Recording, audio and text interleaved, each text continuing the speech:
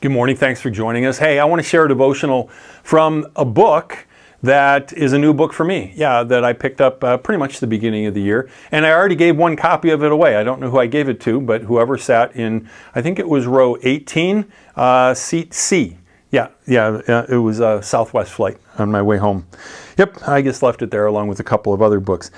But so it's an interesting book by Jonathan Cahn, The Book of Mysteries. And it's written where there's a teacher who's not identified by name, and there's a student. So I'm kind of the student in this case.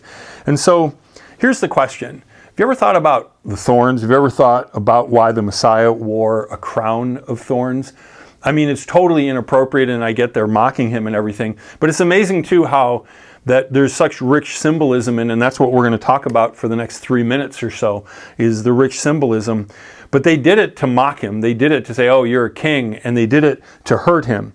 So think about it, a crown, it's a sign of royalty, it's a sign of kingship, of power, of wealth, of glory. It should be made of gold and jewels and things, but not thorns. So what are thorns representative of? Well, if you go back to the fall, Genesis chapter 3, there's a curse that comes along with it. Because humankind turned away from God, there's a specific curse for Adam. And it says that from here on, thorns and thistles will be the only like the crop that you yield. You'll get some grain out of the earth, but it's saying there's going to be problems, there's going to be pain, there's going to be piercing, there's going to be things that you don't want. And that's the beautiful broken world that we live in. There's beauty, but there's also brokenness that goes with it. And so when the crown was placed on his head, Jesus became the king of the thorns. And the thorns speak of pain, they speak of tears. It's the whole thing that he would be pierced, that the Old Testament says in a couple of places, Zechariah and also in Psalms, long before crucifixion existed. But it's not only that, he becomes king, okay? So he becomes the king of the thorns. He becomes the king of the curse. And also the crown means that he's got the weight of that on him. He becomes the king of the cursed. He's the king of the broken. He rules over these things. So even though we have brokenness in our lives, he is the king over that because he entered into our realm and absorbed that. So he's the king of the broken, the king of the pierced, the king of the wounded.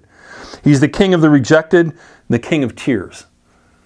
He became all of those things so that we could bring our brokenness to him, our thorns to him, and find redemption. So all the fallen can come to him. And he can reverse the curse because he wore the crown, because he became the king. For the one who wears the crown has authority over these things to turn sorrow into joy, death into life, and thorns into blossoms. He who wears the crown is the Lord of the fallen, the King of thorns. There are multiple scripture passages you can look up. Check out Isaiah chapter 53, especially verses 3 through 5. Check out Isaiah chapter 61, verses 1 through 3. Check out Matthew chapter 27, verse 29, and Galatians 3:13. Easter is not that far away. Lent is not that far away. And I hope this season you'll think about Jesus as the king of the thorns, the king of the cursed, and he came to reverse the curse for you and for me. God bless you. Have a great week.